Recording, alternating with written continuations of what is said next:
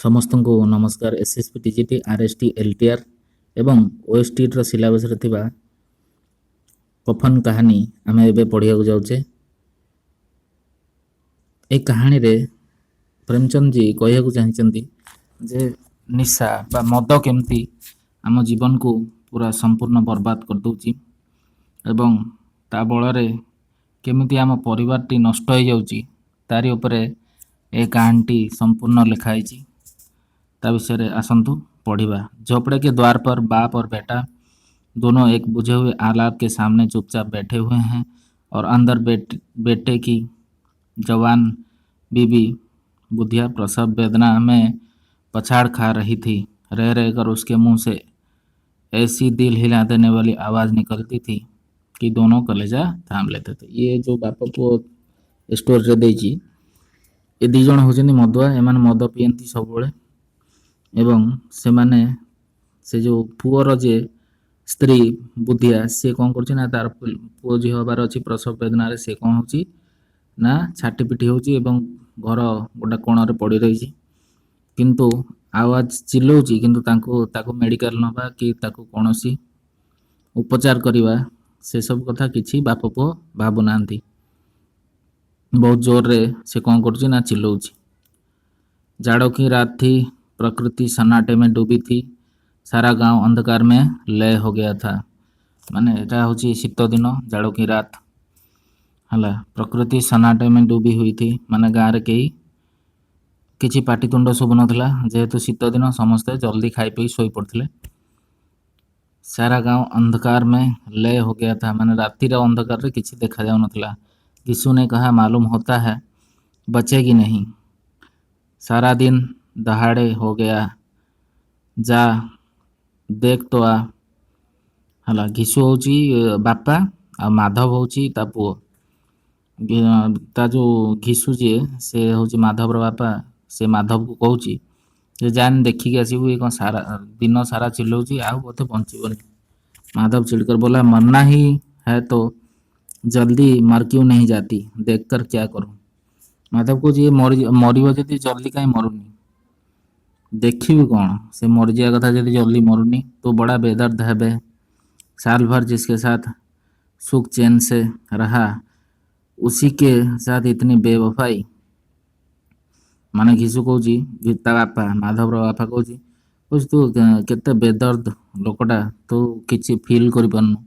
जड़े एत कष्ट भोगुची एते दिन ता संगे बंचिलु आउ आज कहूँ से मर जाओ बोली तो मुझसे तो उसका तड़पना और हाथ पाँव पटकना नहीं दिखा जाता। तापर माधव कहूँ मु से गुड़ा देखी पारनी जो चिल्लाऊँची ये कर गुड़ाक देखी पारनी। अरे देखी पारन जदि किसी गोटा करंत ना एमाने किछि करिवेनी। से रोगी हेले रोगरे मरिबो जहा हेले हबो किंतु आंकर केवल गोटे लक्ष्य होची कौन एमाने मद पीबे आउ कौन करिवे ना किछि काम करिवेनी घरे जा थब खाइए पीए बसिबे। चमारों का कुनबा था और सारे गांव में बदनाम। घीसु एक दिन काम करता तो 3 दिन आराम करता। माधव इतना कामचोर था कि आधे घंटे काम करता तो घंटे भर चिलम पीता। मैंने ये बाप पुओ होचंदी कौन बाप जदि घीसु बाप सी कौन करियो जदि गोटे दिन काम जीव 3 दिन घरे बसिबो आ माधव ताकू जदि किए काम डाकिला जदि काम गला सेठी कौन करियो ना घंटा काम करदबो आउ 3 घंटा बसी कौन करियो सेठी चिलम पीबो चिलम माने गंजेई खाइबो। इसलिए उन्हें कहीं मजदूरी नहीं मिलती थी। घर में मुट्ठी भर भी अनाज मौजूद हो तो उनके लिए काम करने की कसम थी। से माने कौन माने जेपर्यंत पैसा न सरुला से पर्यंत काम कर जाऊनଥିଲେ। जेपर्यंत घरे खाइବାକୁ अच्छी पैसा अच्छी से घर पदा को बाहर नଥିଲେ। माने एते काम चोर थे से माने जदि घरे चाउल अच्छी कि खाइबा अच्छी से टोटाल पदा को काम करने जानती। जब 2-4 फाके हो जाते तो घीसु पेड़ पर चढ़कर लकड़ियां तोड़ लाता और माधव बाजार से बेच लाता और जब तक वो पैसे रहते दोनों इधर उधर मारे मारे फिरते। माने जदि किसी पैसा सर्टेज पड़ता कौन करता ना घीसु कौन करता ना जाइकी କାଠ ଆଣିକି ନେଇଯାଉଥିଲା, ଇଏ ତାକୁ ନେଇ ବିକି ଦେଉଥିଲା ବଜାରରେ। ବଜାରରେ ଯେତିକି ପଇସା ହେଲା ସେଆକୁ ଖାଇକି ବୁଲିଲେ ଆଉ କ'ଣ। ତାଙ୍କର କିଛି ଲକ୍ଷ୍ୟ କି କିଛି ଇଏ କିଛି ନାହିଁ, ଯାହା ପାରିବେ ସେୟା କରିବେ। गांव में काम की कमी न थी। किसानों का गांव था। मेहनती आदमी के लिए 50 काम थे, मगर इन दोनों को उसी वक्त बुलाते तो 2 आदमियों से एक का काम पाकर भी संतोष कर लेने के सिवा और कोई चारा नहीं था। माने एमाने जेहेतु काम करंतिनी कोढ़िया गुराक विभिन्न सेपाई तांको कौनसी लोक डाकंतिनी, कहीं दी जन डाकिवे किंतु से दी जन मिसिकी जनकर काम करेंगे। ସେଥିପାଇଁ ଆଙ୍କୁ କେହି ଗାଁରେ ଡାକୁନଥିଲେ। କିନ୍ତୁ ଗାଁରେ ବହୁତ କାମ ଥିଲା। ଯେଉଁମାନେ ପ୍ରକୃତରେ ମେହନତ କରନେ ବାଲେ ବା ଯେଉଁମାନେ ଠିକ୍ ସେ କାମ କରୁଥିଲେ ତାଙ୍କୁ କାମ ଠିକ୍ ମିଳୁଥିଲା। କିନ୍ତୁ ଏମାନଙ୍କୁ ଡାକିଲେ ଲୋକ ଭାବୁଥିଲେ କାଳେ ଇଏ ଆସିବେ କାମ ଫାମ କରିବେନି, ଏଠି ଗଞ୍ଜି ଟାଣିବେ, ବସିବେ, ଇଏ କରିବେ, କାମ କରିବେନି, ଠିକ୍ ସେ କାମ ମିଳିବନି, ସେଇଥିପାଇଁ ତାଙ୍କୁ ଡାକୁନଥିଲେ। अगर दोनों साधु होते तो उन्हें संतोष और धैर्य के लिए संयम और नियम की बिल्कुल जरूरत ना होती। ये तो इनकी प्रकृति थी। विचित्र जीवन था इनका। घर में मिट्टी के 2-4 बर्तन के सिवा कोई संपत्ति नहीं था। माने काम करले सिना पैसा आसीबो, कोडी कोन हबो, तांग घरे किछि नथला, खाली माटीर 2-4टा कोन बर्तन थिला। फटे चिथड़ों से अपनी नग्नता को ढांके हुए जिए जाते थे। माने एमती फटा मोटा पिंधि सेमती बंचुथिले आ। काम कले सिना पैसा कोटा आसीबो।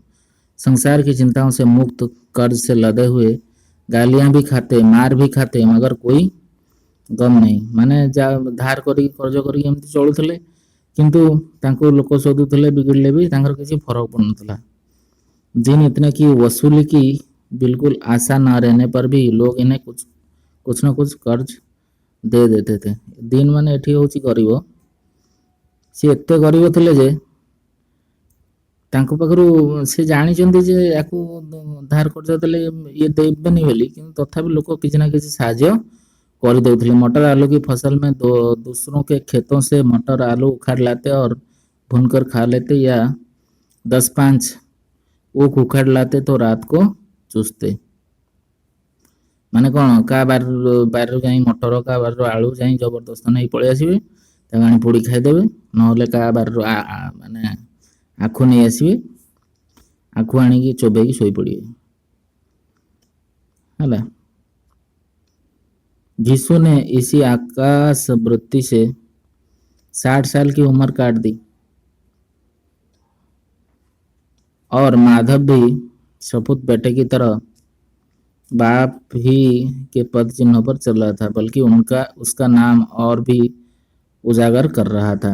माने बापा भी ये भाया 60 वर्ष काटी सारे, माने बुढ़ा हो एमती करी करी बुढ़ा है।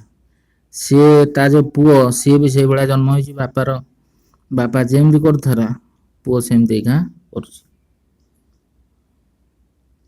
इस वक्त दोनों आलाब के सामने बैठकर आलू भून रहे थे, जो कि किसी खेत से खोद लाए थे। माने का बिलरू माने एबे कौन करथिले ना, एबे बसिकी कौन करछंती ना, से आलू पोडुचंती बसिकी। का बिलरू उडा चोरी करी आनिचंती, से कौन करछंती आलू को जाल माने पोडुचंती, जो किसी के खेत से खोद लाए थे। माने जबरदस्त का बिलरू जाई चोरी करी नहीं पड़े आसीबे। घिसू की स्त्री का तो बहुत दिन हुए देहांत हो गया था।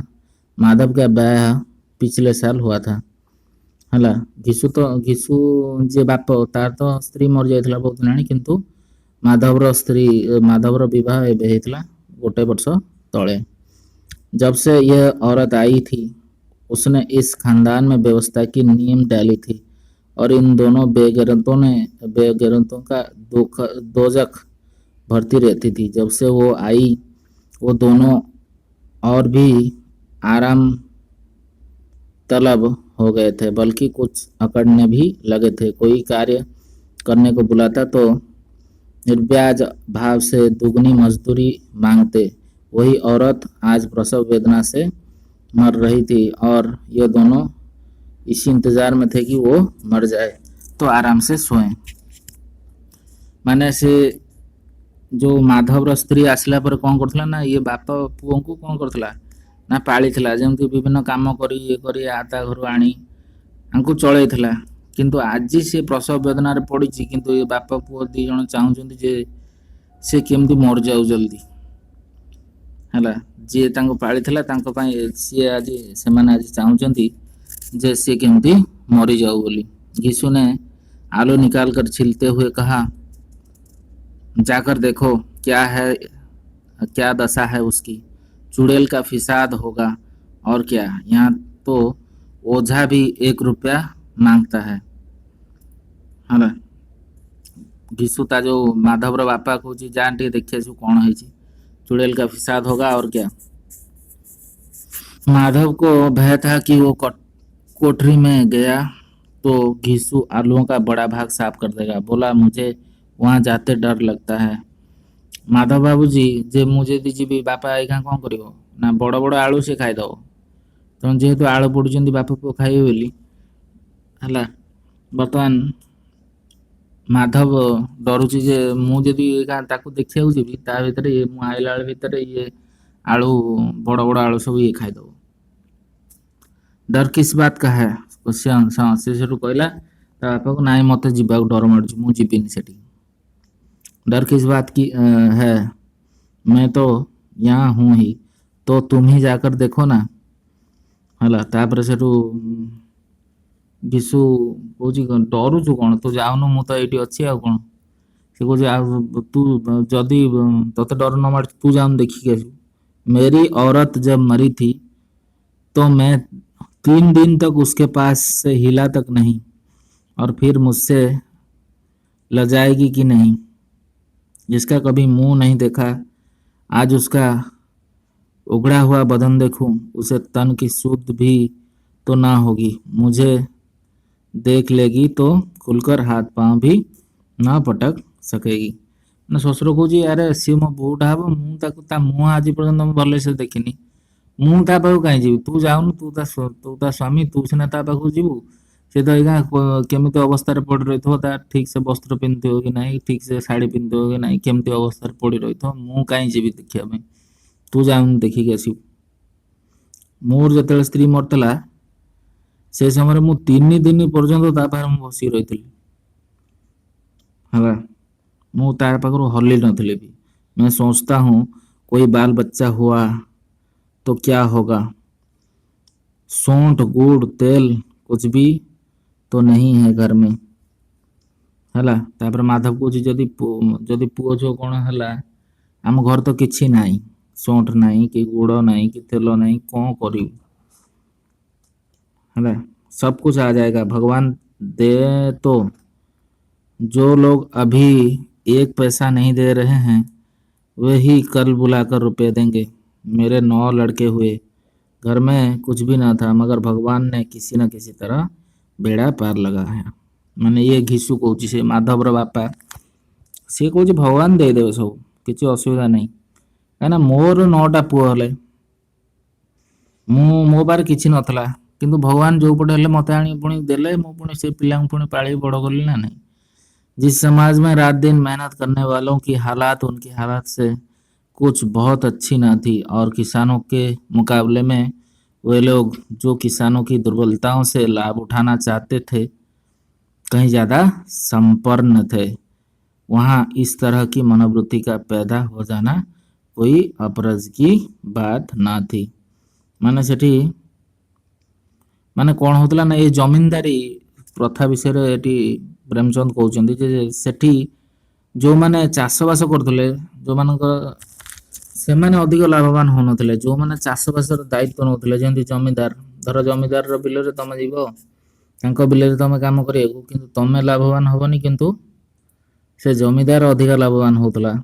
से भाया अवस्था एमाने कहते जे आमे जदि आमे काम करके लाभ कौन हम, आमको भगवान सब दे देवे। हम तो कहेंगे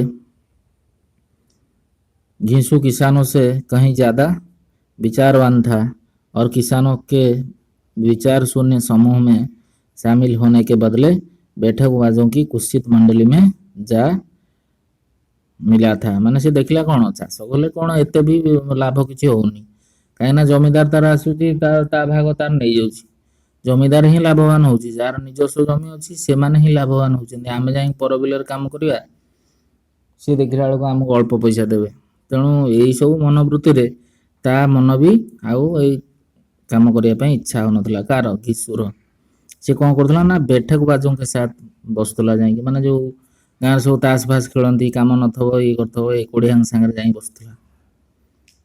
हाँ, उसमें यह शक्ति न थी कि बैठकबाजों के नियम और नीति का पालन करता, इसलिए जहां उसकी मंडली के और लोग गांव के सरगना और मुखिया बने हुए थे, उस पर सारा गांव उंगली उठाता था। माने ये सेठी जो बैठकबाज ଥିଲେ ଯୋଉମାନେ ବସିକି ବିଭିନ୍ନ କଥା ଗାଁ କଥା ଚର୍ଚ୍ଚା କରନ୍ତି, ଘର ଭଙ୍ଗା କଥା, ତାଙ୍କ ସାଙ୍ଗରେ ବସିବାକୁ ବି ଆର କ'ଣ ନଥିଲା, ଆର ଯୋଗ୍ୟତା ନଥିଲା। କାହିଁକି ନା ଇଏ ଯେହେତୁ କ'ଣ କରୁଛି, ସବୁବେଳେ ଠକୁଛି, ୟା ତା ଠାରୁ ଧାର କର୍ଜ ନେଉଛି, ୟା ଉପରେ ସବୁବେଳେ ଉଙ୍ଗଲି ଉଠଉଥିଲେ। ମାନେ ସବୁବେଳେ କ'ଣ କରୁଥିଲେ, ୟାକୁ ବିଗୁଡୁଥିଲେ, ୟାକୁ ବସେଇ ଦଉନଥିଲେ କିଏ ପାଖରେ। କିଏ ମୋର ମୁଖିଆ ଥିଲା, କିଏ ଥିଲା, ସବୁ ବଡ ବଡ ଲୋକ ଥିଲେ ନା ମଣ୍ଡଳୀରେ, କିନ୍ତୁ ଇଏ ଆକୁ କେହି ବସେଇ ଦଉନଥିଲେ। फिर भी उसे यह तस्कीन तो थी कि अगर वो फटेहाल है तो कम से कम उसे किसानों की सी जी तोड़ मेहनत तो नहीं करनी पड़ती, और उसकी सरलता और निरीहता से दूसरे लोग बेजा फायदा तो नहीं उठाते। माने से समय जो किसान मानकर शोषण होता से विषय एठी प्रेमचंद कहते जे किसान माने एते काम करिकी सी भी ठीक से लाभ पाउनथले, ठीक संपत्तिर ठीक आय से माने पाई पारुनथले। घिसु मने मने भाविदेला जे जा हो मु तो किछि काम करनी, मते ठकिबो किए? मु जदि किसान भलिया जाई आदा बिलरे खटंदी ताले मते किए ठकिकी नियंदा। तो मु तो ठकुनी, मु तो माने कोन किछि काम करनी, मु तो किसान को भलिया ठकु माने काम परिश्रम करिकी मते के ठकु नांती ना। तेणु सी यही कथा भावे कि निज निज भीतर निज मन से खुशी थिला। दोनों आलू निकाल निकाल कर जलते जलते खाने लगे। हला से जो माधव और घिसु दी जन बाप पुओ कौन करे ना आलू चुली रू बाहर करी खाइले। कल से कुछ नहीं खाया था, इतना सब्र न था कि ठंडा हो जाने दे। कई बार दोनों की जवानें जल गई। छिल जाने पर आलू की बाहरी हिस्सा जवान हलक और तालू को जला देता था, और उस अंगारे को मुंह में रखने से ज्यादा खैरियत इसी में थी कि वो अंदर पहुंच जाए। वहां उसे ठंडा करने के लिए काफी सामान थे, इसलिए दोनों जल्द जल्द निकल जाते। हालांकि इस कोशिश में उनकी आंखों से आंसू निकल आते। माने ये दी दिन कहीं किसी खाई नथिले, तेणु जनक बिलरू जाइंकी आलू कौन कर आलू खोली नहीं पड़े चोरी करी हला आलू खोलिकी आनिकी आको पोड़ी खाउछंती। दी दिन जेहेतु खाई ना प्रबल भोक करुच्ची। प्रबल भोक करने फल सी कौन कर ना आलू ठंडा हवा पर्यंत सी अपेक्षा करने समय ना कहीं प्रबल भोक कर। तेणु एमाने कौन कर ना डायरेक्ट से जो माने आमर जो ये से गरम गरम आलू कौन कर पाटे पूरे दौरान।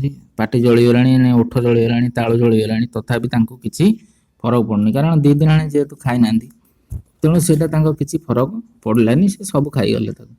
घिसु को उस वक्त ठाकुर की बारात की याद आई, जिसमें 20 साल पहले वो गया था। उस दावत में जो तृप्ति मिली थी वो उसके जीवन में एक याद रखने लायक बात थी, और आज भी उसकी याद ताजी थी। बोला वो भोज नहीं भूलता। माने घिसु जो ठाकुर जी माने होची से जो जमीदार रो बारात रे जाइथिला 20 वर्ष पूर्व से कथा आज मन पड़ी जाउची। आउ से भोजी कथा से जमा भूली पारनी आज पर्यंत।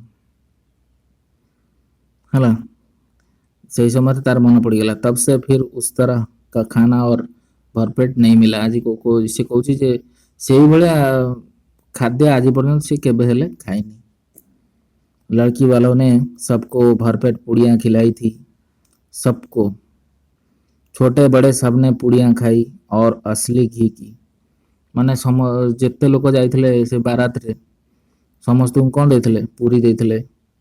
छोट बड़ छोट पिला को बड़ लोक को समस्त को देथिले। चटनी रायता 3 तरह के सूखे साग, एक रसेदार तरकारी, दही, चटनी, मिठाई। अब क्या बताऊं कि उस भोज में क्या स्वाद मिला। कोई रोक टोक नहीं थी। जो चीज़ चाहो मांगो, जितना चाहो खाओ। लोगों ने ऐसा खाया कि ने पानी ना पी किसी से पानी ना पिया गया। ମାନେ ସେଠି ସେ ଭୋଜିରେ ଯେହେତୁ କିଛି ମନା କେହି କରୁନଥିଲେ, ଯିଏ ଯେତେ ଚାହିଁଲା खाइला। ମାନେ ଏତେ ଖାଇଲେ ଯେ पानी भी पिए को समय नहीं। मगर परोसने वाले हैं कि पत्तल में गरम गरम गोल गोल सुवासित कचौड़ियाँ डाल देते थे। जो मैंने परोसने वाले होते हैं, मैंने जी परोसिया जी थे से कौन गरम गरम कचौड़ी आनिकी दे दौले। मना करते कि नहीं चाहिए। पत्तल पर हाथ खड़ा हुआ न जाता, हाथ रोके हुए, मगर वो हैं कि दिए जाते हैं। अब जब सबने मुंह धो लिया तो पान इलायची भी मिली। है मना कले भी सी कौन आहरी भी दौले, कहीं जेहेतु ठाकुर साहब बाराती थिला, तेणु ठाकुर साहब जड़े बाराती जाने से खाया दिखाई। मगर मुझे हाँ खाया सरला पर पुणी पान अलैच भी देले खायापी। मगर मुझे पान लेने की क्या सूद थी। खड़ा हुआ न जाता था, चटपट जाकर अपने कंबल पर लेट गया। ऐसा दिल दरियाब था वो ठाकुर। से ठाकुर माने एते दिल दरियाब माने एते भल लोक थिला जे आमको विभिन्न प्रकार खाया को देइथिला। मु काई पान खाई, मु मोर कोन कली जाईकी कमल ओढ़ी माने कमल घोड़े मोर सोइली। माधव ने इन पदार्थों का मन ही मन मजा लेते हुए कहा, अब हमें कोई ऐसा भोज नहीं खिलाता। माधव कौच बापा तुम तो 20 वर्ष तले ये खाई कि आउ से भोजी होनी कौटू न, आमको ये किए खाया दौना। अब कोई क्या खिलाएगा, वो जमाना दूसरा था। अब तो सबको किफायत सुझती है। शादी ब्याह में मत खर्च करो, क्रियाकर्म में मत खर्च करो। पूछो गरीबों का माल बटोर बटोर कर कहाँ रखोगे। बटोरने में तो कमी नहीं है, हाँ खर्च में किफायत सूझती है। किफायत माने हूँ कौन कम कर खर्च खर्च कमे देवे। माने से ये घिसु कौच से जुग ना एवं कौन करमती कौन बाघर कम खर्च केमती कौन करदे, केमती कौन क्रियाकर्म कम पैसा करदे है। किंतु तो गरीब तो लुटिया तो छाड़ुन, गरीब तो प्रबल लुटुच। से पैसा नहीं कौट रख कौन कर। तुमने एक 20 पूरियाँ खाई होगी, 20 से ज़्यादा खाई थी। मैं 50 खा जाता, 50 से कम मैंने ना खाई होंगी। उसका पक्का अच्छा पका था। तू तो मेरा आधा भी नहीं है। ହେଲା ସେ ମାଧବ ପଚାରୁଛି ଘିସୁକୁ ଯେ ବାପା ତମେ 20ଟା ଖଣ୍ଡେ ପୁରୀ ଖାଇଥିଲ, ଆଉ ମୁଁ ଯଦି ଥାନ୍ତି ମୁଁ 50ଟା खंडे पूरी खाईଥାନ୍ତି। ହେଲା आलू खाकर दोनों ने पानी पिया और वहीं आलाप के सामने अपनी धोतियां ओढ़कर पाँव पेट में डाले सो रहे, जैसे दो बड़े बड़े अजगर गेंडुलिया मार पड़े हों। माने आलाप माने से घर आगे जो जगटा से आलाप जो मैंने चुली फुली पड़ थाए से आलाप। चुली पाखे खाई पी से कौन कले शोले, जमती अजगर जमती शोए एमती जन जाक शोले। और बुद्धिया अभी तक कराह रही थी। माने बुद्धिया जो माधवर स्त्री सी कौन एबे भी प्रसव वेदना कौन हो चिल्लाऊँगी। सवेरे माधव ने कोठरी में जाकर देखा तो उसकी स्त्री ठंडी हो गई थी। उसके मुंह पर मक्खियां भिनक रही थी, पथराई हुई आंखें ऊपर टंगी हुई थी, सारी देह धूल से लथपथ हो रही थी। उसके पेट में बच्चा मर गया था। माने तापर सकाळ उठिकी जेतेबेले माने जाई देखंती तो से बुद्धिया मर जाइछि। एमती कष्टरे यदि मेडिकल न नब ये न करिवो कोन हबो हैला। तापर से मरीगला, तापर से छुआटा भी मरीगला। घिसु बोला, कफन लगाने से क्या मिलता, आखिर जल ही तो जाता जाता, कुछ बहू के साथ तो न जाता।